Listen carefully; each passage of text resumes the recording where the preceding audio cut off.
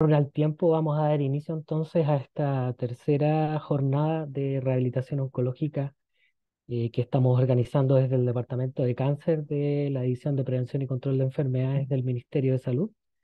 Ha sido un ciclo bastante exitoso. Hoy día vamos a dar cierre a este ciclo, pero esperamos que tengamos futuras instancias en las que podamos repetir oportunidades como esta y también permitir la incorporación de otros centros que puedan contarnos sus experiencias también, ¿ya? Así que esperamos que esta sea la primera de varias instancias que nos permita conversar sobre este tema tan importante que es la rehabilitación en personas con diagnóstico de cáncer. Como les habíamos adelantado ya en el programa, en esta oportunidad vamos a enfocarnos en la rehabilitación de población adulta con diagnóstico de cáncer. Y para esto vamos a contar con la presentación de distintos profesionales del equipo de Medicina Física y Rehabilitación del Instituto Nacional del Cáncer, equipo que son profesionales que cuentan con mucha experiencia en la rehabilitación de pacientes adultos en un centro que está dedicado exclusivamente a la atención de personas con diagnóstico de cáncer. Entonces, la experiencia que estos profesionales nos van a mostrar va a ser bastante innovadora y también va a ser bastante basada en la misma experiencia. Así que desde ya les agradecemos al equipo de rehabilitación que va a participar en esta jornada. Vamos a contar con varios profesionales que nos van a estar mostrando su manejo en este tipo de pacientes. Para iniciar, vamos a iniciar con una presentación de la doctora Penny Yen, que es médico fisiatra, especialista en rehabilitación de personas adultas con patologías tanto neurológicas, musculoesqueléticas, como también oncológicas, y que se desempeña en el Instituto Nacional del Cáncer.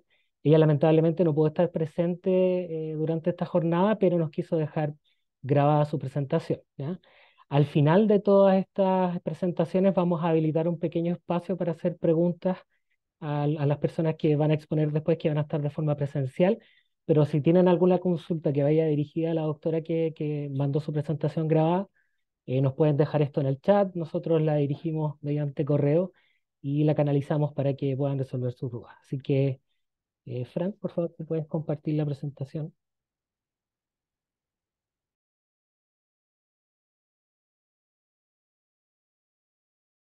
Hola, buenas tardes. Yo soy Penny Yen y junto a la doctora Paula Ritter somos fisiatras del Instituto Nacional del Cáncer. A continuación conversaremos sobre cuál es el rol del médico fisiatra en el paciente oncológico. La verdad es que el paciente oncológico, durante su transición en las distintas etapas de la enfermedad, suele presentar discapacidades del ámbito motor, cognitivo, neurológico, ya sea de carácter transitorio o permanente, y nosotros como médicos fisiatras, en conjunto a todo el equipo de rehabilitación, jugamos un rol fundamental. Es importante recalcar que la rehabilitación del paciente oncológico es un proceso continuo y que va paralelo a los tratamientos. Tenemos en primer lugar una rehabilitación en una fase más bien preventiva antes que el paciente inicie cirugía, radioterapia o quimioterapia para aumentar la reserva fisiológica y disminuir el riesgo de discapacidad de los pacientes. Ya una vez que el paciente tiene cierta discapacidad, entramos en la fase o en una etapa más bien restaurativa para que el paciente dentro de lo posible pueda volver a su performance status previo a los tratamientos. Finalmente, a medida que la enfermedad va avanzando o hay recurrencia, la rehabilitación tiene un rol más bien de soporte en tratar de que el declive de la funcionalidad del paciente se enlentezca y mantener su funcionalidad el mayor tiempo posible. Finalmente, en el paciente en etapa muy avanzada de la enfermedad o en etapa en fase fin de vida, la rehabilitación tiene un rol paliativo en la cual buscamos disminuir las complicaciones, mejorar la calidad de vida y el confort. Es muy importante saber que la rehabilitación oncológica debe ser llevada a cabo por profesionales que estén capacitados en esta área, dadas las múltiples comorbilidades médicos y quirúrgicas que pueden presentar estos pacientes en las distintas etapas de la rehabilitación.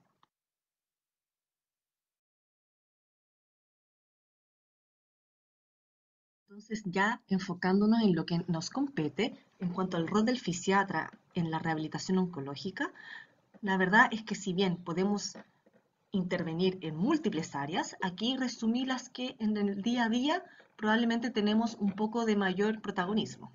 Primero, en la pesquisa de trastornos del sistema musculoesquelético y neurológico que deriven del cáncer y de sus tratamientos. plantear un plan de tratamiento multimodal del dolor oncológico y también no oncológico. No hay que olvidar que los pacientes con diagnóstico de cáncer también pueden tener patologías degenerativas o neurológicas que no tengan relación directa con la enfermedad, pero que por la desfuncionalización por los tratamientos pueden verse exacerbados.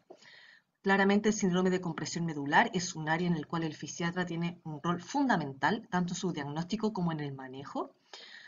También el fisiatra tiene un rol importante en poder prescribir el ejercicio de forma segura en las distintas etapas de la enfermedad. La verdad es que el tema de ejercicio en cáncer da para prácticamente una charla completa, pero lo importante es saber que los pacientes pueden hacer ejercicio, son muy raras las contraindicaciones absolutas y que nuestro rol como fisiatra y como equipo de rehabilitación es asegurar que el paciente tenga las condiciones de realizarlo de forma segura.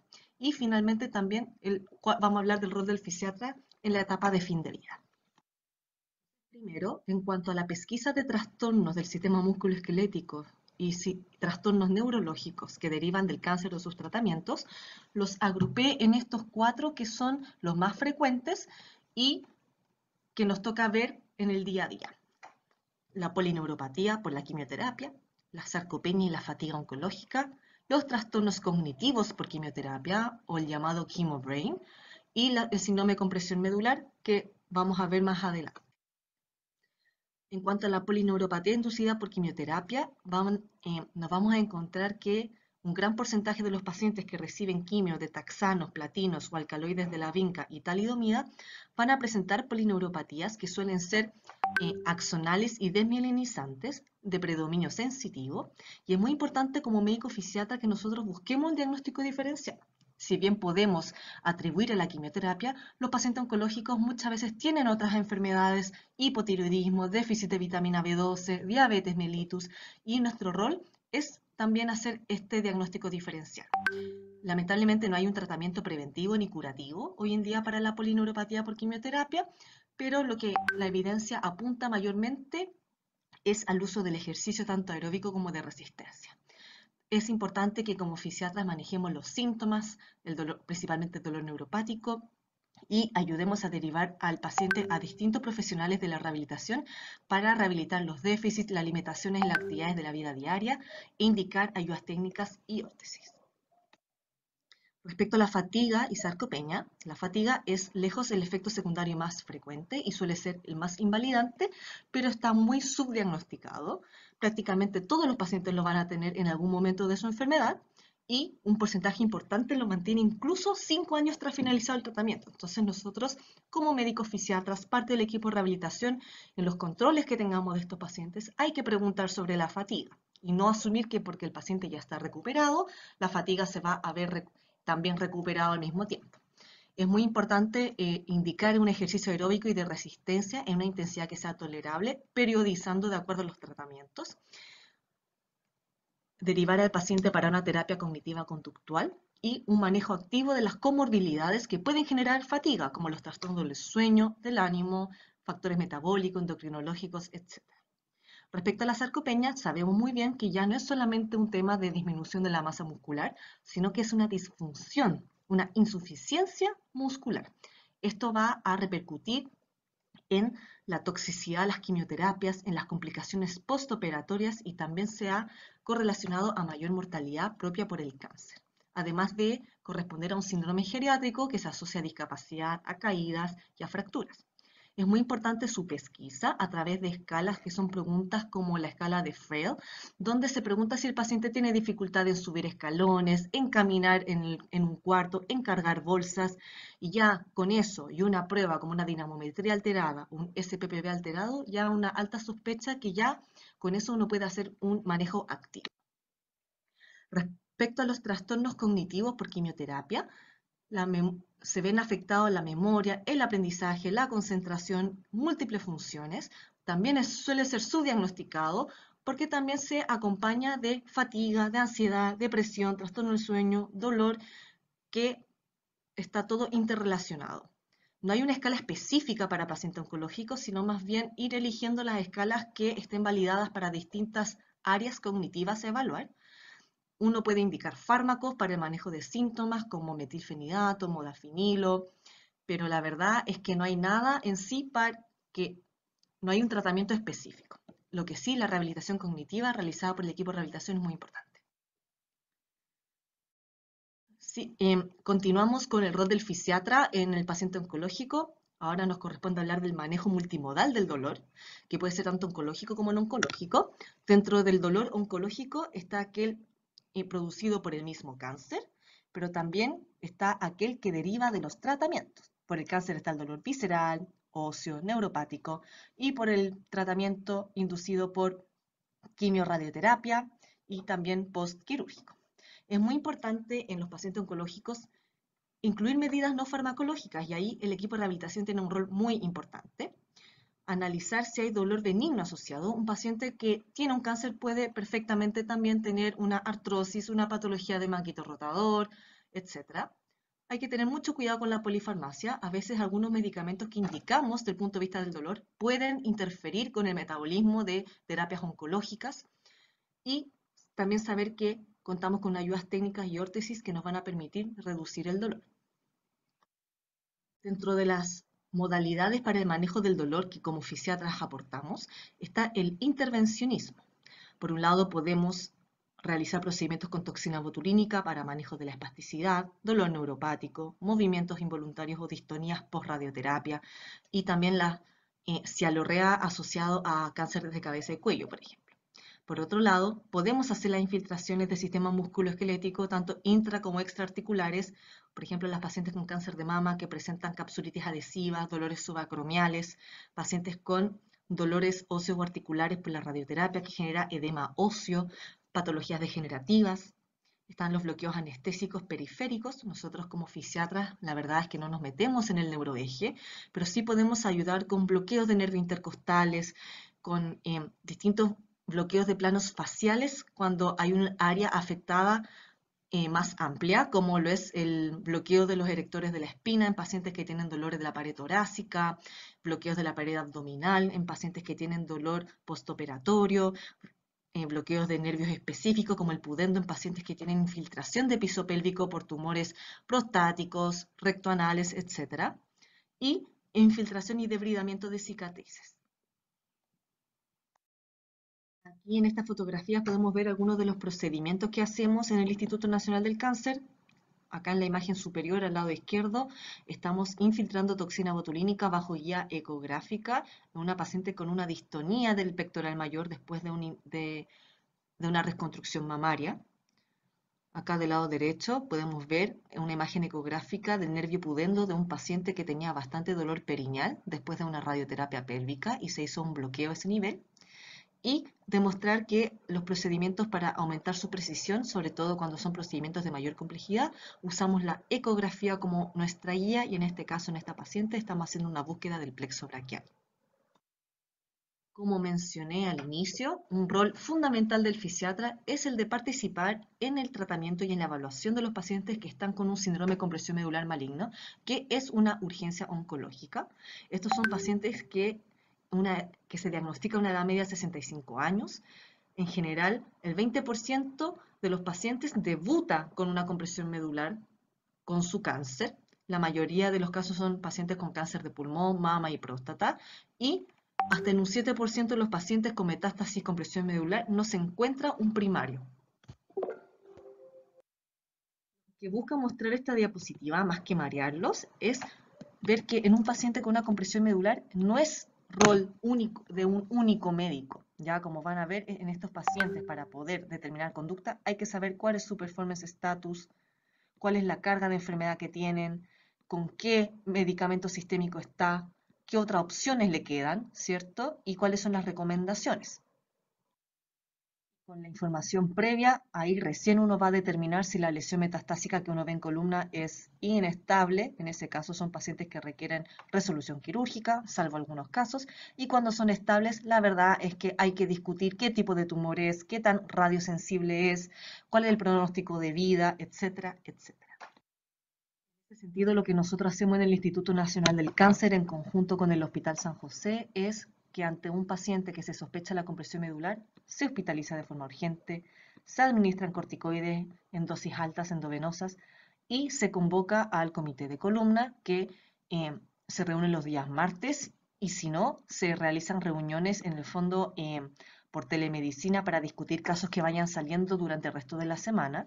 Es muy importante tomar una conducta lo antes posible, dado que el mejor predictor de marcha es que el paciente la tenga preservada al momento del tratamiento. Y si bien la cirugía es la que se asocia a mejores resultados neurológicos funcionales, debe estar bien indicada. Por eso es tan importante que se discuta en comité.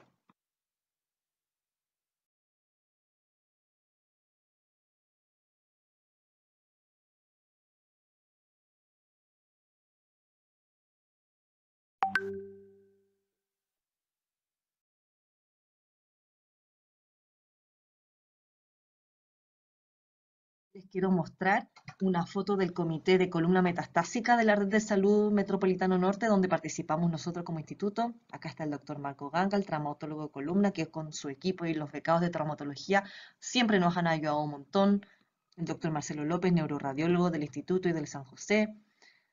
Desde medicina interna, en la sala de los hospitalizados, el doctor Jorge Barroso, y nosotros acá en vivo, la doctora Paula Ritter, nuestra enfermera de rehabilitación Miriam, desde radioterapia, cuidados paliativos y mi persona. Lo que hacemos entonces es que son pacientes que cuando los presentamos al comité tienen que tener más o menos estimada cuál va a ser la sobrevida, cuál es el score de SINS, que es un score que calculamos de estabilidad de columna, tiene que tener imágenes y un resumen clínico, se discute para finalmente ver si este es un paciente que va a requerir cirugía, que va a requerir radioterapia paliativa, cuidados exclusivos por cuidados paliativos, seguimiento por fisiatría, etc.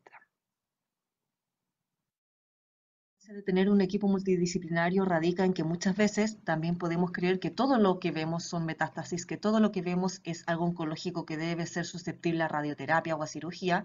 Este es el caso de una paciente de 71 años con mieloma que empezó con un dolor intratable, incontrolable en la zona lumbar, que en la resonancia la verdad es que se veía es una etnia nucleopulposo L4 L5 y algunas fracturas antiguas con una nueva que finalmente el neuroradiólogo lo que vio es que esta fractura no era por una lesión osteolítica, no era por una lesión de mieloma, sino más bien una fractura osteoporótica, por lo cual una radioterapia iba a ser contraproducente porque podía aumentar el colapso vertebral y el riesgo de necrosia vascular. Por lo tanto, esta paciente solo requería un manejo de rehabilitación, se le entregó un corset cruciforme que fue una donación de la fundación, dado que lamentablemente hoy en día en nuestro sistema de salud no contamos con ayudas técnicas ni órtesis para los pacientes oncológicos y hoy en día está una paciente en ECOG 1. Breve respecto al rol del fisiatra en la prescripción segura del ejercicio es saber que prácticamente todos los pacientes no requieren un mayor estudio antes de entrar en un régimen de ejercicio, sino que más bien los pacientes con algunas comorbilidades asociadas al cáncer, como ya sea neuropatía periférica, pacientes con linfedema, pacientes que tienen alguna osteoporosis importante, se recomienda que sean evaluados antes de, ¿ya? Y hacer adaptaciones del ejercicio. Sin embargo, estas son solamente sugerencias. Sin embargo, obviamente en un paciente que ha sido sometido a una cirugía grande, con ostomía, con enfermedad cardiopulmonar, con déficits importantes o con metástasis, metástasis óseas, este sí es un paciente que requiere una evaluación por algún fisiatra o kinesiólogo experto o médico deportólogo o quien sea que esté en su red de salud y que los pueda ayudar en esa orientación. Pero la gran mayoría de los pacientes no necesita un pase médico para hacer ejercicio. En caso que les interese el tema, les dejo estas 4 guías clínicas que pueden buscar, en la cual se dan las recomendaciones y las precauciones que hay que tener con determinados cánceres en sus distintas etapas. Finalmente, disculpándome por lo que me ha alargado, el rol de la fisiatría en la rehabilitación en fase avanzada de fin de vida es que en conjunto con el equipo de rehabilitación hay que saber que la clínica de estos pacientes es muy fluctuante, puede ser impredecible, cambiante. Un paciente que está en ECOG 1 o 2 puede rápidamente evolucionar a ECOG 3. Hablamos especialmente de los pacientes con cáncer de origen hematológico. Por lo tanto, tenemos que ser más flexibles con los objetivos, con la carga terapéutica y obviamente que los outcomes y objetivos sean basados en el paciente y su familia, ayudar en el alivio de síntomas, prevenir complicaciones por el encamamiento, ver qué ayudas técnicas, órtesis o adaptaciones en la casa podemos aportar, estimular el sentido de autoeficacia para dar una mayor independencia al paciente y con esto disminuir la carga del cuidador.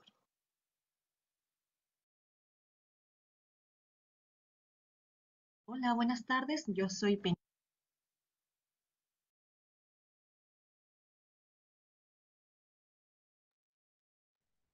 Bien, agradecemos la grabación de la doctora Penny. Em, para quienes están preguntando en el chat en relación a qué va a pasar con esta jornada, estamos grabando estas jornadas y vamos a buscar alguna forma de poder hacérselas llegar. No sé si va a ser a través de alguna plataforma directa, Hospital Digital, o la vamos a hacer nosotros de forma directa, pero para quienes estén interesados les vamos a hacer llegar estas grabaciones.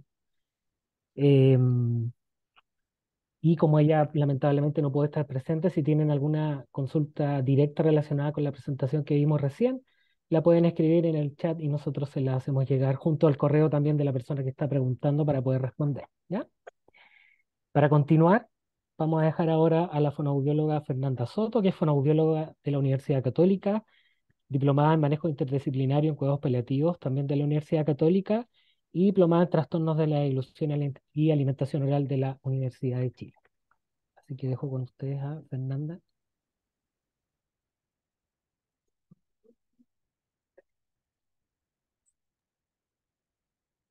Ahí se ve bien, ¿cierto?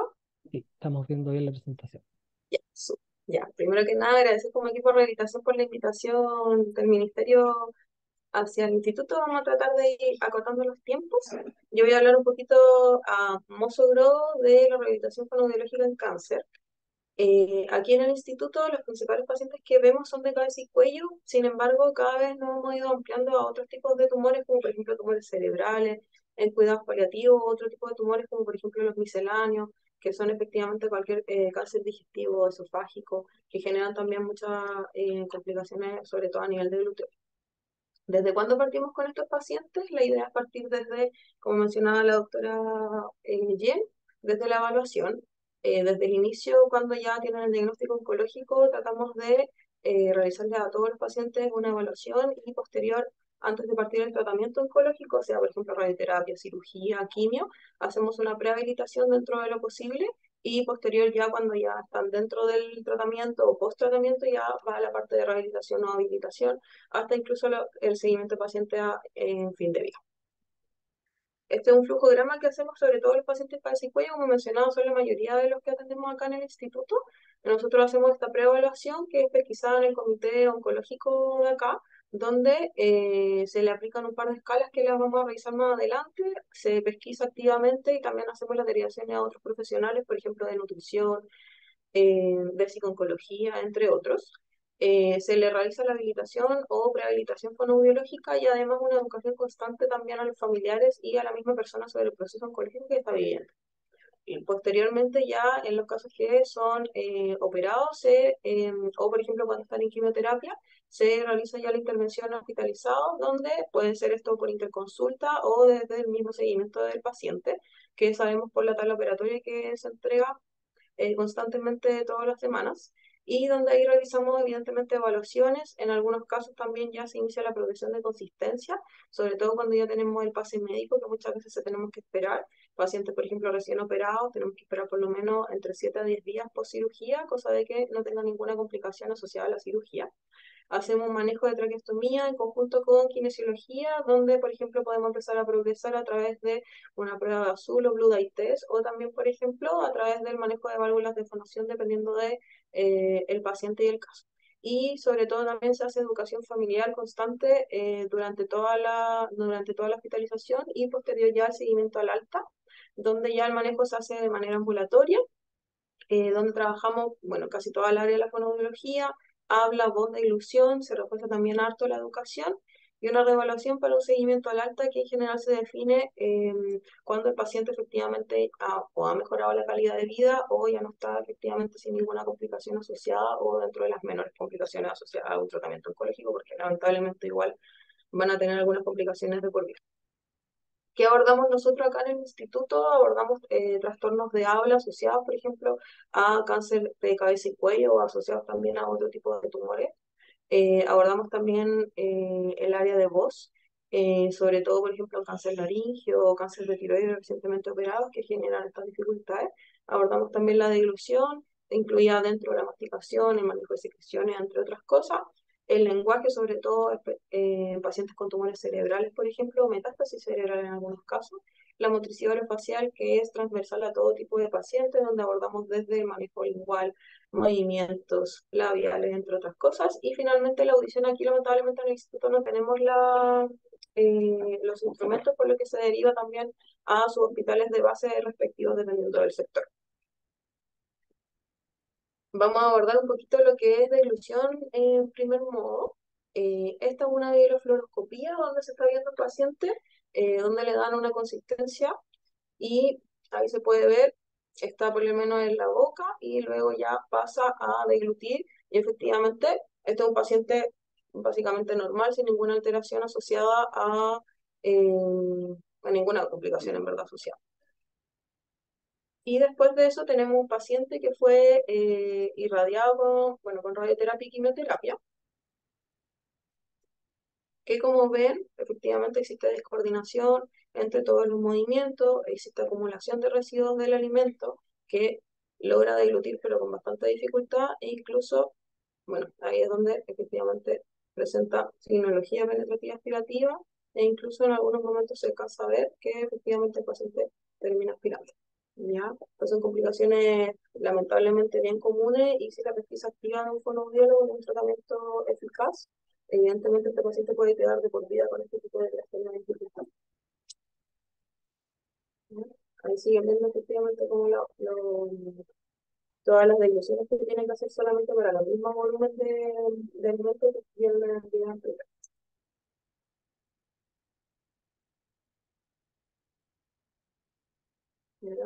Deglute varias veces, y tiene bastante eficaz y también vaya acumula bastante residuos.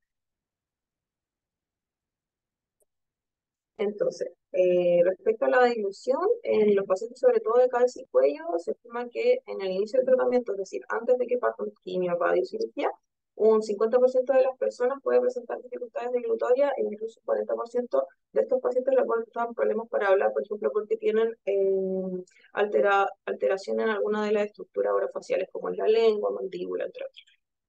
Durante el tratamiento, que es lo que realizamos acá, la prehabilitación que vamos a ver más adelante, el incluir este tipo de ejercicios, por ejemplo, de glutorio o orofaciales, mejora el estado funcional versus pacientes que nunca lo han realizado. Disminuye el rango de tiempo para retomar una dieta regular, como la que tenían anteriormente, y un menor tiempo de duración con una vía de alimentación alternativa, como por ejemplo podría ser una gastrectomía o en algunos casos una sonda nasogástrica. Al finalizar el tratamiento oncológico, se estima que entre el 39 al 64% de los pacientes mantienen déficit de glutóreos crónicos, impactando su calidad de vida. Por eso es tan importante el acceso a una rehabilitación temprana fonoaudiológica, sobre todo en pacientes de cabeza y cuello, por las mismas imágenes que hemos visto. Las complicaciones asociadas de este tipo de pacientes incluyen, por ejemplo, dificultades respiratorias, incluso neumonías aspirativas que terminan en hospitalizaciones largas, y por lo mismo también impactan en su calidad de vida, muchas veces teniendo que quedarse con una sonda de alimentación por muchos años incluso. Entonces, ¿qué es lo que hacemos en la prehabilitación? Esta es la escala ITSI, que es la que manejamos acá en el hospital, que es básicamente el tipo de nomenclatura que se ocupa para las consistencias. Esto va de un 0, que es lo que se llamaba antes líquido claro, hasta un 7, que es normal, o un entero. Acá nosotros trabajamos, que es súper importante mencionarlo, con las nutricionistas y vamos modificando la consistencia y los nutricionistas van haciendo las pautas de alimentación. Es súper importante que uno pueda tener una nomenclatura clara porque muchas veces ocurre que con las consistencias se confunden algunas cosas y el lenguaje en común también con el equipo de nutrición es una de las cosas más importantes que tenemos que tener. Otra escala que ocupamos acá es la escala de severidad y de la disfagia, que es la 2. Se puede ocupar en otros centros, también se ocupa la FOI. Lo importante es que también tengan una nomenclatura clara y que todo el equipo esté familiarizado con el tipo de escala para, por ejemplo, decir que si tengo un 2-1 es severo y evidentemente la persona no puede deglutir en ese momento ningún tipo de consistencia versus un 2-6 que efectivamente no debería tener mayores complicaciones salvo alguna modificación en su alimentación. Luego de esto tenemos escalas que realizamos acá a todos los pacientes, que una de esas es como una semi-entrevista, que es el protocolo de preocupaciones del paciente, el PCI, que abordan parte de bienestar funcional, calidad de vida, aspectos psicosociales, donde hacemos la pesquisa activa para las derivaciones también en las preocupaciones que puedan tener el paciente frente a su tratamiento. Y la otra que se aplica es la encuesta QLQHN35, que es que esta está actualmente validada en Chile y está hecha específicamente para el paciente cabeza y cuello, que lo ideal es ocuparla también con la EORT QL30, o sea, es complementaria específicamente para este tipo de pacientes.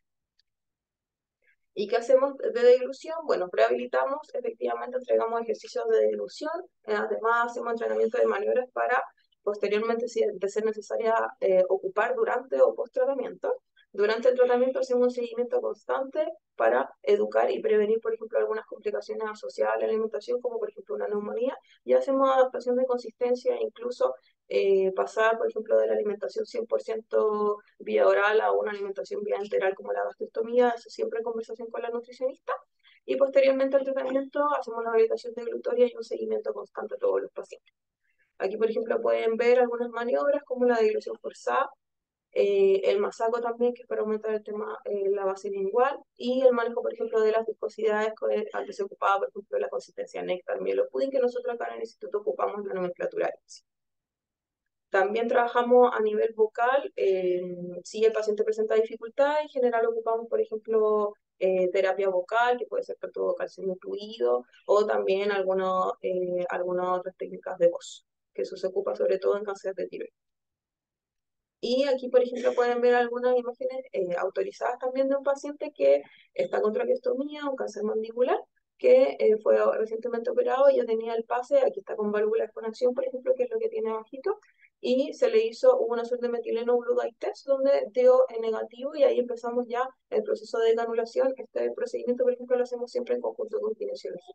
Y aquí en la última imagen está una foto post-operación, post-operado, después del seguimiento ambulatorio, como pueden ver, ya no tiene tráqueo, ya estamos trabajando netamente en los movimientos linguales, mandibulares asociados a la operación, previo a su tratamiento de radioterapia.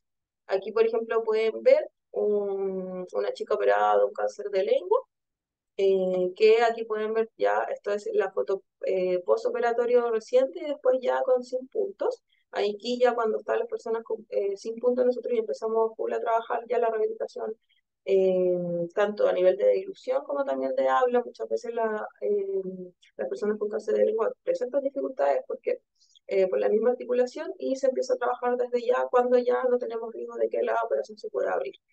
Y por último, siempre recordar el seguimiento irrestricto en la radioterapia. Aquí vemos, por ejemplo, una mucositis de un paciente irradiado, que esto va en progresión. Por ende, también al tener mucositis o al tener esta alteración, podemos generar también alteraciones a nivel de dilución, dolor asociado o incluso algunas infecciones. Por ende, es súper importante hacerle seguimiento irrestricto semanal a todo este tipo de pacientes.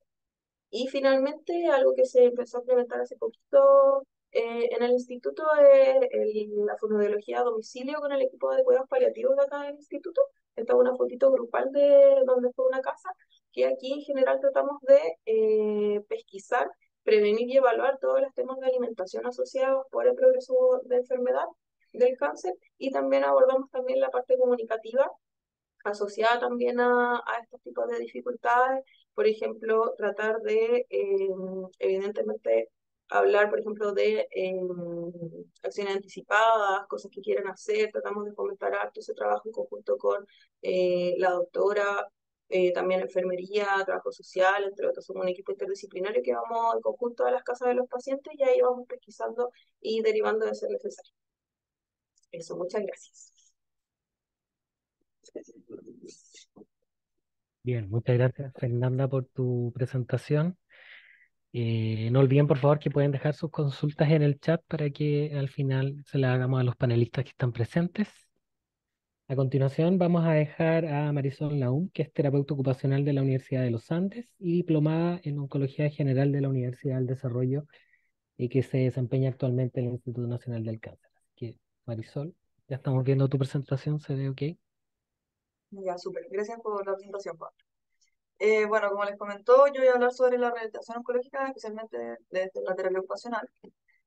¿Cuál es el rol de los terapeutas ocupacionales en oncología? Es ayudar a las personas tanto a mantener o recuperar su desempeño en actividades cotidianas, como por ejemplo actividades de la vida diaria, tanto vestimenta, alimentación, entre otros, dentro de su entorno. Nosotros específicamente nos enfocamos en las ocupaciones de las personas y nos centramos en eso para realizar las intervenciones que que hacemos durante todas las etapas de la enfermedad del paciente, tanto al inicio como en etapas de fin de vida. Una de las cosas nuevas que estamos haciendo es bueno, la prevención y manejo del delirium. Actualmente estamos trabajando en estrecha relación con las enfermeras de la unidad intermedia, donde ellas aplican y ellos aplican durante el día o en la noche la escala de tamizaje del delirium, eh, donde se evalúan tanto, por ejemplo, las alteraciones visuales, si hay ilusiones, alucinaciones, si está desorientado, si tiene retardo psicomotor, y en caso de que llegue a salir positivo esa escala, ellas realizan las interconsultas de inmediato y nosotros vamos durante el mismo día para hacer la evaluación del delirium y se hace un manejo desde terapia ocupacional, tanto es un manejo más no farmacológico, se realiza una intervención para orientarlos, para que logren seguir instrucciones, sean más adecuados y no presenten, por ejemplo, eh, que se saquen las vías, ¿ya? Entonces nosotros hacemos todo ese manejo, se hace harto lo que es la estimulación cognitiva, tanto en pacientes que están con el delirio hospitalizados o pacientes que, como dijo la doctora ayer, presentan quimio brain, tanto hospitalizados durante la quimio o ambulatorio. Nosotros lo que estamos haciendo harto actualmente con los pacientes con tumores cerebrales es hacer la telerehabilitación. Entonces así podemos tener unas intervenciones un poco más continuas para este tipo de pacientes y ha funcionado bastante bien. Actualmente estamos haciendo una evaluación prequirúrgica en pacientes específicamente de cabeza y cuello, donde se pesquisan en el comité de cabeza y cuello del instituto y todos los pacientes que tengan más de 65 años y vayan a cirugía, se realiza una evaluación prequirúrgica donde se le preguntan sobre si es que están utilizando o requieren ayudas técnicas y se evalúa el área cognitiva con el test Mini-Mental abreviado. Después, una vez que ya tuvieron la cirugía y están hospitalizados, se vuelve a realizar este Mini-Mental y se hace una comparación entre el que fue prequirúrgico y con el de ahora, y si es necesario, se hace una estimulación cognitiva con el paciente. Bueno, aparte de eso que estamos haciendo, también estamos trabajando harto con el manejo de cicatrices hospitalizados en caso de que requieran afrontamiento o entrenamiento de las actividades de la vida diaria. Una vez que son dados de alta de la parte hospitalizado, nosotros lo vemos tanto con manejo de cicatrices, de sensibilización, educación tanto a los pacientes como a los familiares, trabajo en motricidad fina, bueno, también seguimos con el trabajo de las actividades de la vida diaria, se realizan en sistemas elásticos compresivos, específicamente en los pacientes de cabeza y cuello se hacen mentoneras para poder mantener el volumen si es que presentan linfedema y se continúa con la estimulación cognitiva en caso de que puede ser necesario. Lo que estamos haciendo actualmente ahora es el afrontamiento de cicatrices, en este caso es un paciente de un diagnóstico de un melanoma, en donde se hizo un trabajo con la enfermera Karen Herrera, donde se trabajó desde cuando ya tenía la sutura para hacer afrontamiento y tuvimos un muy buen resultado. Pudimos adelantar un poco el proceso de cicatrización, donde fuimos afrontando las cicatrices con el tape neuromuscular y así no se pudo retrasar el tratamiento adyuvante, que en este caso era la radioterapia, eh, y se hizo un trabajo bastante continuo con este paciente y con la enfermera. Y aparte del melanoma, estamos trabajando también con las pacientes con cáncer de mama, también se está haciendo lo mismo en las cicatrices dorsales, donde se trabaja en conjunto con enfermería y terapia ocupacional para poder afrontar esta cicatriz. Nuestro trabajo con las cicatrices tiene que ver tanto con el impacto de la funcionalidad como en el impacto de la calidad de vida, en el caso de la funcionalidad, para que tenga mejor rango de movimiento de, por ejemplo, el hombro, el cuello, la muñeca, ¿ya? Y así no impacten en sus actividades de la vida diaria. También, como dije anteriormente, está el impacto en la calidad de vida. Este es un estudio que fue hecho, dado el 2019, en donde había un grupo control que eh, se estudiaba dónde era donde se centraban más las personas cuando miraban a alguien, y eran los ojos, nariz y boca. Y esto en pacientes, por ejemplo, que tenían alguna cicatriz tanto en cuello como en cara, se fijaban tanto también ojos, nariz, boca y en el cuello en este caso por la misma cicatriz. Hay mucha gente que nos ha comentado el tema de las cicatrices, especialmente las pacientes de cabeza y cuello, que le impactan en su calidad de vida. Acá pueden ver un par de fotitos de pacientes, todas estas fotos están autorizadas, pacientes de un cáncer de tiroides y pacientes con un diagnóstico de melanoma donde se hizo un manejo de cicatriz y se puede ver especialmente en la última foto que está más contento el paciente luego del manejo de la cicatriz. Tanto en ambulatorio como en hospitalizado se realiza un entrenamiento de la actividad de la vida diaria, específicamente puede ser en vestimenta. Eh, este era un paciente que tenía una compresión medular y tuvimos que reentrenar las actividades de la vida diaria para que cuando sea dado de alta el paciente pueda realizarlo de manera independiente en su casa o con la menor ayuda posible. Entonces nosotros hacemos un trabajo diario para que estos pacientes logren hacer estos momentos del alta. Y no solo la vestimenta, también otras ocupaciones como ir al baño, las transferencias. Es muy importante los pacientes que tienen un síndrome de compresión medular y que actualmente se encuentran usando corsé, hacerle el entrenamiento de la actividad de la vida diaria, enseñarles sobre los movimientos que pueden o no pueden realizar relacionados a la vestimenta y es muy importante hacerle una educación al paciente y a los familiares que los acompañan también. Se realiza una adaptación de objetos, por ejemplo, en este caso, una paciente con un cáncer de mama que por la quimioterapia estaba con una polineuropatía y una de sus ocupaciones significativas era tejer al crochet y no lo podía hacer por esta polineuropatía que tenía y no podía realizar las prensiones gruesas. Entonces, y le hizo una adaptación al palillo y la paciente pudo hacer su ocupación de manera satisfactoria.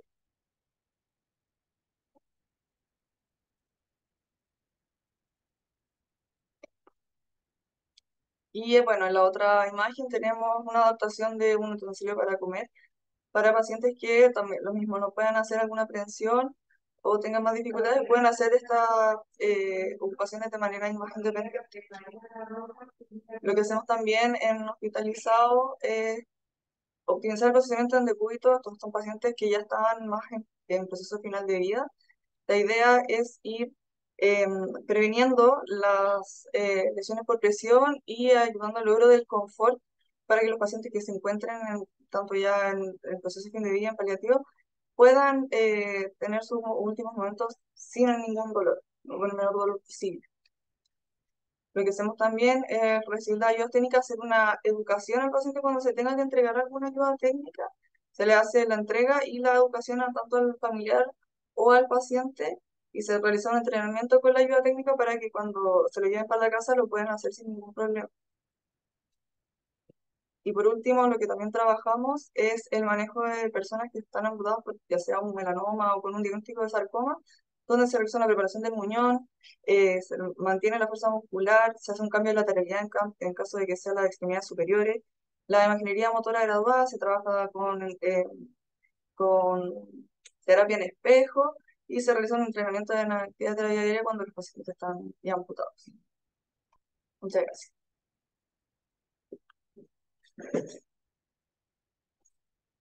Bien, muchas gracias Marisol por tu muy completa presentación.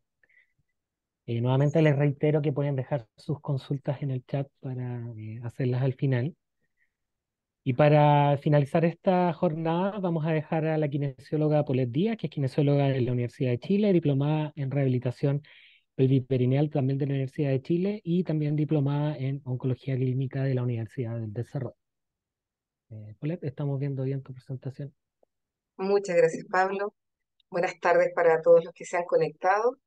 Vamos a tratar de hacer un resumen. Sabemos que el tiempo es muy cortito y es difícil poder en tan poquito tiempo darle un enfoque tan global al tema de la rehabilitación, sobre todo desde el punto de vista kinésico, porque abarcamos muchas áreas y muchos temas relacionados, partiendo desde esto, de los factores de riesgo, de la prevención, porque finalmente hoy día el enfoque del manejo oncológico debiese partir desde la atención primaria, ¿cierto? Desde donde nosotros podemos ayudar modificando estos factores que finalmente están asociados a una mayor mortalidad también en pacientes con cáncer y obviamente a la población general.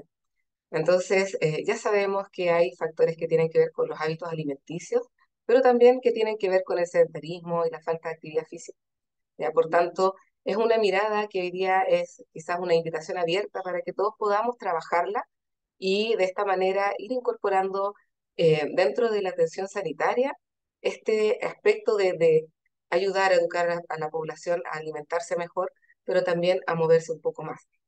Ya sabemos que muchos de estos casos probablemente van a tener un peor resultado secundario a mantener este tipo de hábitos. ¿Ya? Y esto no solamente va a afectar a la sobrevida de los pacientes, ¿cierto? Sino que también a lo que nosotros hablamos hoy día de calidad de vida. Y cuando hablamos de calidad de vida, que quizás es un término que está hoy día muy en boga en todo lo que se trata cuando hablamos de rehabilitación o de pacientes con cáncer, de repente no nos detenemos en lo específico, en lo que realmente significa trabajar sobre la calidad de vida. Y esto parte desde que los tratamientos oncológicos han permitido a los pacientes tener mucho más tiempo de vida, ¿cierto? En algunos casos libres de enfermedad, pero incluso los pacientes con cuidados paliativos, y eso obviamente va a traer consigo toda la carga de las secuelas de los tratamientos oncológicos, ya que pueden ser y pueden variar desde aspectos emocionales hasta aspectos físicos, como es en el caso de la caquexia, del linfedema, ¿cierto? De la disnea, la fatiga oncológica, que lo mencionaba la doctora Yen en la primera presentación, y otras limitaciones como la alteración del rango de movimiento secundario a los tratamientos. ¿Ya? Entonces, estas limitaciones son las que finalmente a nosotros nos van a dar una, una visión más completa con esta disminución en este grado de satisfacción del usuario y que es un aspecto que se ha ido midiendo en los distintos ámbitos de los tratamientos oncológicos. Entonces, este tema de la rehabilitación en sí no es algo nuevo. ¿Ya? Esta es una imagen de un libro bastante antiguo, donde podemos observar que esto es un círculo, porque finalmente tenemos una patología que probablemente parte en un diagnóstico, pero que puede incluso dar la vuelta cuando tenemos enfermedades que son recurrentes, ¿cierto? O que avanzan, o incluso cuando empeoran en ciertas situaciones desde el punto de vista funcional. Entonces, lo primero que tenemos que hacer es tratar de familiarizarnos con este lenguaje oncológico, ¿cierto? Desde el estadio del paciente, sus pronósticos, los tipos de tratamiento que el paciente va a tener y, por supuesto, la etapa de enfermedad en la cual se encuentra.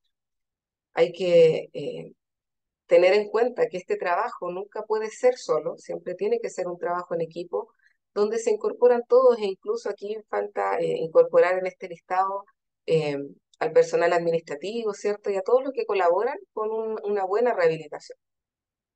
Entonces, si ustedes se fijan en este círculo, nosotros vamos viendo desde este diagnóstico y este estadiaje, qué opciones de tratamiento vamos a poder tener desde el punto de vista oncológico y cómo esto va a generar algún tipo de efecto temprano en el paciente, que puede ser dolor, alteración de la movilidad, ¿cierto?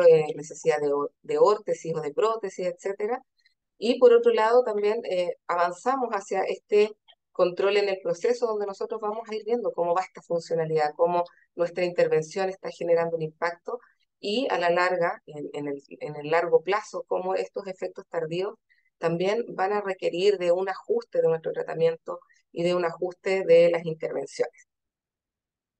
Entonces, de esta misma época, de este mismo tiempo, ya más atrás, por ahí por el año 90 ya, teníamos un poco más identificadas estas alteraciones funcionales de acuerdo al tipo de tratamiento. ¿Ya? Y si ustedes se fijan, eh, hay atrofia muscular, ¿cierto?, que puede estar generada por todos los tratamientos, dolor, inestabilidad, ¿cierto? Vamos a tener neuropatías que también está dada por muchos de los tratamientos. Entonces, no podemos quedarnos solamente con eh, quizás un tipo de alteración funcional desde el punto de vista motor, sino que van a haber una serie de factores que van a sumar más disfunción al paciente. Y estas alteraciones, tal como lo hemos visto con las presentaciones anteriores, en nuestra visión como instituto, aparte desde, ojalá, lo previo, desde el momento que el paciente se diagnostica. Porque nuestros usuarios vienen con esta carga cultural de falta de ejercicio, ¿cierto? Donde vamos a tener probablemente una debilidad muscular o incluso alteraciones propioceptivas que no van a ser pesquisadas previamente en muchos casos y que van a tener mayores consecuencias una vez que ya el tratamiento se realizó. Lo mismo pasa con las alteraciones posturales, ¿cierto? A nivel de, por ejemplo, pacientes con cáncer de mama o los pacientes con cáncer de cabeza y cuello. Por tanto, es importante revisarlos previos y que los tengamos considerados durante los tratamientos. Ya todo lo que va a suceder también secundario a la misma cirugía, a la misma radioterapia, y en algunos casos estas disfunciones van a tener una resolución espontánea y en otros casos va a requerir de una rehabilitación mucho más acotada y mucho más dirigida al problema. Y finalmente, no podemos dejar estas alteraciones tardías que van a ser todas estas secuelas que muchas veces vienen de una intervención no de manera temprana, sino que después de que han finalizado los tratamientos, que son de mucho más difícil manejo y que en algún momento hubiesen sido evitables en su aparición. Para eso, como instituto, vamos a realizar tres puntos fundamentales que tienen que ver con la preparación, que es un manejo que hoy día nosotros estamos instaurando no solo a nivel de la capacidad funcional para el preoperatorio, sino que también hemos acuñado este término tanto en todas las disciplinas como en todas las áreas de la kinesiología, tanto para piso pélvico, para lo que significa el manejo de cáncer de mama y en la cirugía, sobre todo de cirugías gástricas que tienen algunas secuelas mayores postquirúrgicas. ¿Ya? Entonces, esta pirámide, digamos, donde nosotros tenemos identificado que hay factores de riesgo modificables, donde tenemos que mejorar esta funcionalidad global del paciente, está enfocado en pacientes con cáncer de pulmón. Pero hoy día nosotros lo podemos hacer transversal a otro tipo de patologías con buenos resultados, y en este caso, por ejemplo, a lo que significa el paciente oncogeriátrico, donde también se evalúa y se somete a un entrenamiento que disminuye la fragilidad del paciente y favorece que este paciente añoso, que ya trae una carga probablemente relacionada a sus factores geriátricos, tenga una mayor sobrevida y por lo tanto evitemos esta merma en su calidad de vida secundaria a todas las intervenciones. Otro aspecto, como les decía, que tiene que ver con la disfunción secundaria de los tratamientos, pasa por un poco qué tipo de tratamiento va a recibir el paciente, ¿cierto? Tenemos cirugía, radioterapia, quimioterapia y hay algunas otras como la inmunoterapia que también nos traen algunas secuelas, pero no nos vamos a poder detener en todas, solamente voy a mencionar quizás esta que es el linfedema, que es una de las complicaciones secundarias de los tratamientos oncológicos, que hoy día solamente con ciertos especialistas se puede tratar, pero que no quita que existan otras disfunciones secundarias. Y finalmente, ¿qué es el linfedema? Es esta acumulación de fluido linfático en los tejidos, en el intersticio específicamente, y que no puede ser retirado como un seroma, por ejemplo, que se hace por medio de un drenaje, ¿ya? Sino que requiere de un manejo específico. Y primero, para poder determinar qué tipo de tratamiento, qué tipo de manejo va a tener el paciente, nos tenemos que centrar en el estadio del linfedema. Entonces nosotros vemos un estadio 3 donde se ve un aumento de volumen grosero, ¿cierto? Que es absolutamente identificable. Pero ¿qué pasa con los estadios más tempranos? Para eso también nos guiamos por protocolos en los cuales partimos tratando también de adaptar el manejo del paciente de acuerdo a sus necesidades, a su condición, am, a la función, al rol que la paciente tenga. Acá se ve claramente en la extremidad superior, pero podemos encontrarlo en distintas áreas. Para eso, el tratamiento de elección del linfedema es la terapia descongestiva compleja, donde vamos a aplicar un vendaje multicapa, donde vamos a tener que hacer alguna técnica de drenaje linfático manual. Se pueden utilizar algunos otros complementos como el taping y los ejercicios miolinfoquinéticos, que finalmente son algún ejercicio con una compresión externa, y el uso de prendas compresivas que pueden ser hechas a medida y también existe la alternativa de las prendas estandarizadas que tienen algunas empresas que hoy día nos ofrecen unas buenas alternativas. Existen además algunos otros tratamientos como la transferencia de linfonodos y anastomosis linfovenosa, que son tratamientos principalmente quirúrgicos. Hoy en día nosotros no contamos a nivel institucional porque finalmente esto tiene que ver con una secuela y que también son cirugías de alto costo y hay pocos especialistas cirujanos vasculares o cirujanos plásticos que se dedican al área. Entonces acá tenemos un ejemplo de lo que es un vendaje multicapas, ¿cierto? Donde vemos a la paciente con todos sus vendajes y cómo ella tiene que funcionar con él, también se le educa en el momento de la sesión. Tenemos acá lo que significa la colocación de los linfotape como una forma alternativa de tratamiento. Y aquí tenemos una mentonera que es precisamente en una zona distinta a lo que vemos de extremidad superior o inferior y que tiene que ver con el linfedema submentoniano, sobre todo en pacientes con cáncer de cabeza y cuello. Ahora nosotros, otra de las áreas que se ha desarrollado mucho últimamente es cómo manejamos las disfunciones que se generan en cánceres pelvianos, sobre todo en este caso en la pelvis femenina, ¿ya? Y una de las cosas que partimos diciendo en esta presentación es la calidad de vida. Entonces, si ustedes se fijan acá, hay 3 testimonios de personas, de mujeres, que tienen alguna carga de enfermedad secundaria a su tratamiento y que muchas veces se obvían en el contexto del manejo kinésico o del manejo médico inclusive, ¿ya? Tiene que ver con, por ejemplo, el primer caso, lo que significa la incontinencia de orina, lo que refiere la paciente del segundo caso, una paciente de 49 años, que tiene que ver también con los efectos a nivel de la autoimagen posterior a los tratamientos oncológicos, en este caso un cáncer de vulva, y el último, lo que tiene que ver con la vida sexual de las pacientes. Que esto, si bien es cierto, yo lo trato muy de la mano con el contexto de piso pélvico, pero no debemos de dejar de lado esta área que para todos los pacientes, independiente del lugar de cáncer que tenga, va a tener un impacto y muchas veces lo dejamos de lado, no lo preguntamos o lo preguntamos muy someramente porque abrimos una caja de Pandora que es difícil después resolver. Entonces, si nosotros pensamos en todas las disfunciones peliperineales que hoy día existen, tenemos incontinencia, dolor, disfunciones sexuales, un poco lo que les mencionaba, y alteraciones evacuatorias, ¿ya? Esto muy a modo general. La idea de esto es como presentarles a ustedes las dificultades que nosotros tenemos y cómo las abordamos.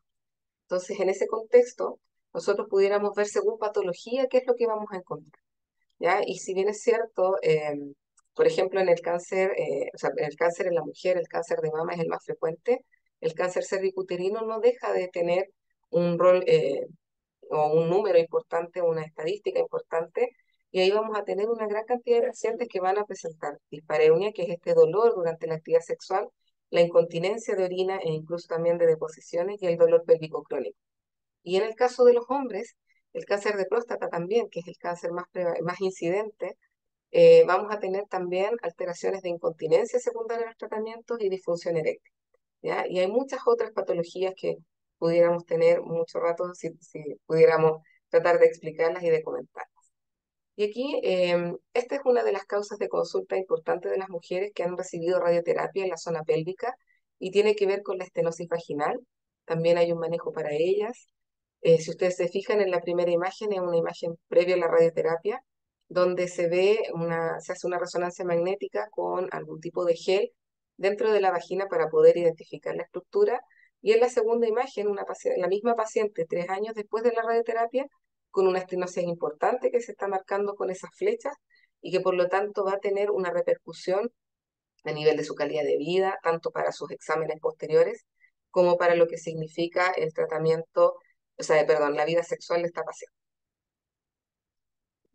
Y desde el punto de vista del manejo kinésico, nosotros hoy día tenemos un abordaje que es desde distintas perspectivas y desde las distintas disfunciones que se pueden presentar. Pero acá en las imágenes, el tratamiento que está en la primera columna es el biofeedback. Es una forma de manejo, de retroalimentar al paciente con un dispositivo intracavitario en el cual podemos dirigir una contracción, corregirla y poder potenciar el fortalecimiento, sobre todo de las estructuras musculares del piso pélvico para evitar la incontinencia o para, en el caso de la prehabilitación, o para tratarla en el caso de que exista. La segunda imagen muestra una sonda de balón que nos ayuda principalmente con todas las alteraciones evacuatorias que suceden, que puede ser en algunos casos por los tratamientos directos del cáncer o en el caso, por ejemplo, de los cuidados paliativos, alteraciones evacuatorias por el uso prolongado de opioides. En el caso del dolor pélvico, el uso de algún tipo de electroanalgesia intracavitaria y lo que les mencionaba de esta estenosis que se trata principalmente con dilatadores de manera gradual, dirigida, educando a la paciente. Aquí finalmente es un poco poner en actualización lo que hoy día estamos trabajando y viendo cómo finalmente las instrucciones pueden afectar la falta de adherencia de algunos pacientes a los tratamientos. Y en este caso estamos hablando del piso pélvico masculino. cómo hemos ido identificando dentro de primero de la experiencia y luego dentro de distintas revisiones, cómo finalmente una instrucción puede afectar en la adherencia al tratamiento porque no vemos resultados, ¿ya? Y acá, en la imagen que se aprecia, podemos ver tres flechas que están indicando tres fuerzas distintas de cisalle, ¿cierto? Y que hoy día tenemos que ver cuál es la mejor instrucción para que un paciente con una cirugía prostática eh, pueda generar una mejor continencia y que hemos identificado que el piso pélvico masculino biomecánicamente se comporta distinto al femenino. Por lo tanto, todo lo que habíamos hecho en cuanto a trabajar el elevador del ano por sí solo, hoy día ya está obsoleto. Y esto es como quizás lo más actual que estamos revisando y estamos trabajando para poder tener mejores resultados, obviamente, y poder transmitirlos al resto de los colegas que se dedican a esta área. Desde el punto de vista musculoesquelético, además, acá presentarles el trabajo que se hace en la sede sur del instituto, que aborda otro sector de Santiago y que busca principalmente transmitir también esta experiencia oncológica desde el ejercicio activo. En la primera imagen, una paciente con metástasis ósea que puede realizar un entrenamiento que está dirigido hacia ella, obviamente con las precauciones correspondientes, pero que le ha permitido salir de la silla de rueda, movilizarse en forma independiente, y en el otro caso, un paciente que está trabajando piso pélvico simultáneamente con equilibrio y con otras estabilizaciones de la cintura pélvica. Y ahora un poco, muy resumidamente, lo que hacemos en atención cerrada. Primero, recordar que el rol del kinesiólogo tiene una gran variedad de funciones y que no está exento de lo que hace el kinesiólogo dentro de la atención cerrada. Y que en este caso nosotros tenemos que considerar que este paciente no es solamente un paciente posquirúrgico cualquiera, sino que además tiene una carga de enfermedad que está relacionada a la toxicidad de los tratamientos, ¿cierto? A la aparición de secuelas en algunos casos, pacientes que probablemente por avance de enfermedad van a presentar algún otro tipo de fragilidad, ya sea ósea o cardiopulmonar o hematológica, y por tanto va a tener una forma de enfrentarse distinta que tiene que ser abordada junto a todo el equipo nuevamente, pero con la dedicación y la precaución de revisar constantemente los parámetros de estos pacientes. ¿Ya? Y nosotros acá en el instituto contamos con algunas unidades en las cuales se desenvuelven nuestros colegas en el área respiratoria y que tiene que ver con la unidad de intermedio, ¿cierto? Con los pacientes más complejos que pueden estar posquirúrgicos o que pueden tener alguna emergencia oncológica, pacientes que están en sala de cirugía, ¿cierto? Los que están en sala de medicina o de quimioterapia, que son aquellos que están recibiendo algún tratamiento y que requiere de su hospitalización para recibirlo, y en un número muy inferior, pero no por eso menos importante, lo que significa la recuperación de los pacientes en salas más de tránsito y la recuperación infantil, que es para pacientes que reciben radioterapia y que deben ser cerrados para ello. Entonces, las atenciones finalmente que se pueden realizar desde el punto de vista kinésico en los pacientes hospitalizados parten también desde lo preoperatorio, donde muchas veces se le hace algún tipo de recuperación acelerada a los pacientes con prostatectomía radical, que eso también es una intervención bastante innovadora, donde se busca disminuir el número de hospitalización en días del paciente y obviamente también reducir las complicaciones. Lo que es el posquirúrgico, donde también tenemos todo lo que es manejo de ventilador mecánico, la extubación, y el manejo respiratorio, que es transversal probablemente a todas las áreas. Finalmente, también los pacientes que tenemos con hospitalización prolongada, secundaria a los mismos tratamientos, evaluar la funcionalidad, evitar todos los efectos de reposo prolongado y que los efectos de tratamiento también sean los mínimos para que este paciente pueda reincorporarse pronto y pueda salir de alta pronto hacia su domicilio. Y por último, el proceso de fin de vida, que finalmente igual es el menor hoy en día en la visión desde el punto de vista paliativo, es que el paciente tenga una muerte digna en su casa, en su comodidad, y por lo tanto eh, evitamos tener pacientes en estas condiciones en el instituto. Por último, tratar lo que significa como las técnicas kinésicas o los aspectos kinésicos a revisar en los pacientes respiratorios en hospitalizados. que tiene que ver con el manejo de traqueostomía, que es en conjunto con el fonoaudiólogo, o fonoaudiólogas en este caso, la necesidad de asistencia ventilatoria en los pacientes, sobre todo que tienen algún tipo de soporte, y la alteración mecánica respiratoria que también se ve afectada en nuestros pacientes. Acá hay algunas imágenes, bueno, obviamente lo que significa la revisión de imágenes previas al manejo de los pacientes intubados, ¿cierto? Donde podemos tener distintas patologías, no las vamos a mencionar, pero solamente comentar que también hay una complicación desde el punto de vista exclusivo posquirúrgico o que tiene que ver también con esta ventilación mecánica o con el proceso propio del paciente en una sala de atención intensiva. Acá está la colega haciendo pruebas de CAF, ¿cierto? Revisando todo lo que significa la preparación probablemente del paciente en el destete del ventilador mecánico, también revisar y controlar algunos parámetros desde el punto de vista ventilatorio y cuando cumple las condiciones de decanulación, que es un proceso que se hace en conjunto con el equipo de fonoaudiología.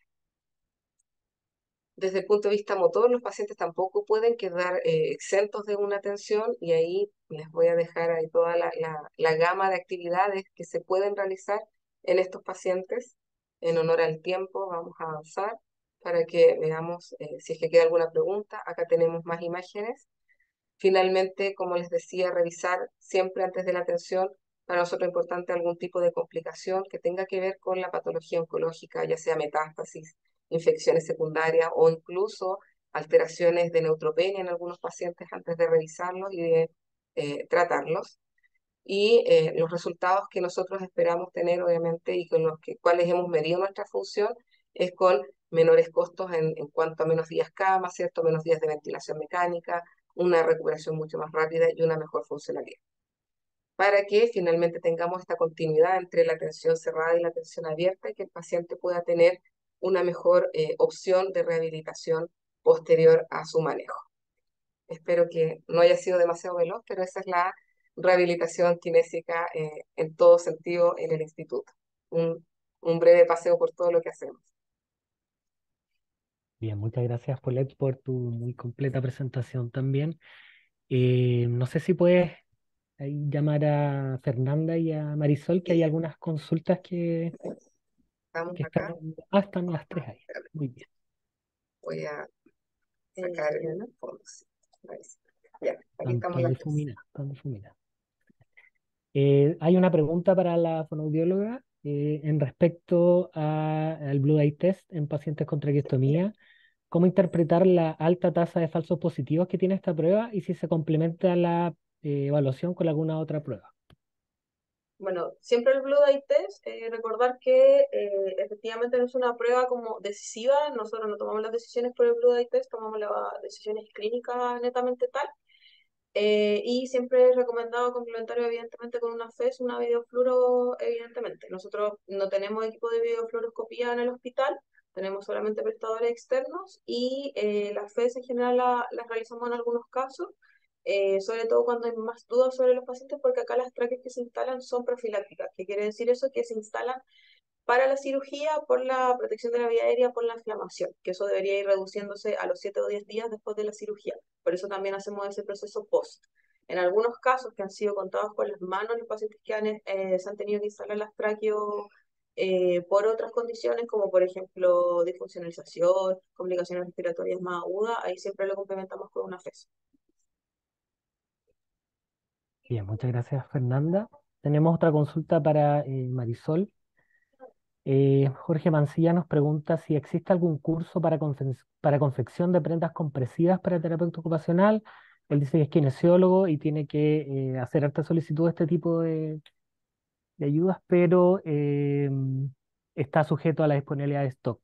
Entonces, recientemente se incorporó una terapeuta ocupacional al equipo y está preguntando si existe alguna capacitación o alguna formación para la confección de estas prendas. Em, la verdad es que yo sinceramente no conozco ninguna capacitación como formal, pero sí sé que en Coaniquem siempre están dispuestos a hacer como unas pasantías. Ellos, eh, si bien confeccionan varios sistemas elásticos compresivos, ya sea completos o de distintas partes, o sea, quizás podrían hablar con personas de Coaniquem. Y igual yo tengo el dato de algunas terapeutas de Coniquem por si acaso, también. Ya, perfecto. Entonces a la persona que nos hizo esa consulta, vamos a dirigir la consulta a ti, Marisol, directamente. ¿Ya? Mira, Y Luis Pino nos pregunta que se mencionó algo en relación a la incontinencia con valor rectal en caso de cáncer y cuidados paliativos o de constipación severa por opioides, que no responden a tratamiento. ¿Podrían aclarar uso e indicaciones? Sí, en el caso de los cuidados paliativos, primero hay que determinar si no existe un tumor directamente en la zona, o sea, que el cáncer avanzado no esté directamente en la zona rectal, que no exista o que no exista algún tipo de metástasis si es secundario a eso. Eso como lo primero que se descarta. Lo segundo, si es solamente relacionado a uso de opioides, primero, no solamente es el uso de la sonda de balón, sino que es un tratamiento completo que se hace en general con recomendaciones dietarias, se hace con recomendaciones de técnicas defecatorias, eh, donde se corrige, digamos, la posición defecatoria, pero el uso de balón estaría indicado precisamente para mejorar la expulsión del balón. Se hace entrenamiento en relación a eso, se revisa también el piso pélvico si pudiera ser la causa de la constipación, algún problema biomecánico. Entonces, la sonda de balón, si bien es cierto, es parte de las estrategias de manejo, pero implica un manejo mucho más completo y mucho más profundo al respecto. Bien. Y hay otra pregunta también en relación a la prehabilitación de pacientes con cáncer de próstata. ¿Cuál es el rol y cómo se realiza en lo práctico la prehabilitación kinésica en este tipo de pacientes? En este momento, la prehabilitación se enfoca en lo que es la prevención de incontinencia de orina. Hay programas de prehabilitación desde el punto de vista funcional o cardiovascular, cardiopulmonar, donde buscamos generar como una recuperación acelerada, que es parte del programa también, y que tiene que ver con levantar al paciente tempranamente después de la cirugía, movilizar. Pero desde el punto de vista de prehabilitación, de lo que yo mencioné, que tiene que ver con evitar, digamos, esta incontinencia de orina secundaria a la cirugía, es un manejo que se hace desde la educación, primero la evaluación obviamente del paciente, verificar que tenga una buena contracción del piso pélvico, que pueda localizar el piso pélvico, y un poco lo que les mencionaba es que la instrucción hoy día tiene que ser dirigida de manera distinta a la contracción del elevador del ano, que es el músculo que habitualmente entrenábamos, porque finalmente la biomecánica masculina es distinta a la femenina y hay alteraciones que se generan por la misma cirugía. Por lo tanto, el enfoque va en lograr que el paciente localice el piso pélvico primero y que de acuerdo a eso pueda hacer algunas contracciones previas a los tratamientos. Lo ideal para nosotros es partir por lo menos unas 4 semanas antes. Bien, muchas gracias, Paulette. Y tenemos una última consulta también para ti. ¿Hay algún curso de piso pélvico en pacientes oncológicos? No, específicamente como en piso pélvico en pacientes oncológicos no lo hay. Hay diplomados de especialización de piso pélvico que incorporan módulos en pacientes oncológicos y a su vez hay diplomados en oncología que incorporan parte de este manejo en piso pélvico. Son las capacitaciones que hoy día tenemos disponibles como para aprender a trabajar con estos casos. Y otra consulta más. ¿Qué precauciones tienen con pacientes hemato-oncológicos hospitalizados? Yo creo que esto ya es como más general también para todo el equipo, Sí, pero sí, específicamente, bueno, desde el punto de vista de los tumores hematológicos o del cáncer hematológico, más bien dicho, nosotros tenemos las precauciones generales porque acá nosotros no hacemos trasplante medular, por ejemplo. Entonces, si bien es cierto, ahí quizás en El Salvador, donde se hacen los trasplantes de médula, tienen protocolos mucho más establecidos desde esa perspectiva, pero nosotros, por ejemplo, desde el punto de vista de pacientes que se han complicado desde el punto de vista hematológico, con neutropenias o con plaquetopenias, tenemos algunas medidas generales, por ejemplo, el no trabajar con el paciente febril, eh, evitar, por ejemplo, algún ejercicio de impacto, obviamente cuando tenemos pacientes que están con sus plaquetas más bajas para evitar algún tipo de hemorragia. No nos limitamos tampoco, así como que está contraindicado el hacer ejercicios en pacientes con algún tipo de alteración, sino que hay que respetar ciertas condiciones propias del paciente, revisando constantemente los parámetros y obviamente hay cortes de parámetros que que están en los extremos y que ahí obviamente el médico es el que contraindica cualquier tipo de intervención. Bien. No sé si alguien más de la Fernanda o Marisol. En pacientes hemato-oncológicos. No, o sea, más que nada sumarnos las palabras de Paulette, siempre coordinarse también con el equipo médico de enfermería, eso también siempre se conversa previo. Nosotros, por ejemplo, pacientes ya más comprometidos a nivel general, tratamos, por ejemplo, de favorecer una ingesta segura para prevenir otro tipo de complicaciones asociadas también, que eso también es súper importante, y el posicionamiento que lo trabajamos en conjunto con quien. Eso también se trata de mantener, o por ejemplo, alimentación asistida en algunos casos, que todos nuestros TENS, por ejemplo, están capacitados constantemente por el equipo para que sepan efectivamente hacer una alimentación asistida segura. Y siempre es súper importante la comunicación, tanto de los médicos hacia nosotros, o el equipo de enfermería hacia nosotros, y después de nosotros hacia el equipo, para dar las indicaciones y lo que se realizó en las intervenciones también. Bien. Y ahora sí, una última pregunta para que puedan volver a atender a sus pacientes. Eh, es para Marisol, ¿existe algún manejo preventivo o cuándo debería iniciar el manejo de cicatriz? Sobre todo las cicatrices que mostraste en cabeza y cuello, que como vimos son las que más generan impacto en calidad de vida. Eh, bueno, siempre, como dije antes, es súper importante la comunicación, especialmente con el equipo de enfermería. Yo normalmente empiezo a ver a los pacientes una vez que ya son dados de alta de curaciones. Y ahí se comienza el manejo de las cicatrices, pero en el caso que mostré, se hizo en curaciones para realizar el afrontamiento, pero normalmente es al alta de las curaciones. Bien, muchas gracias. Bueno, no tenemos ya más consultas, estamos súper bien en el tiempo.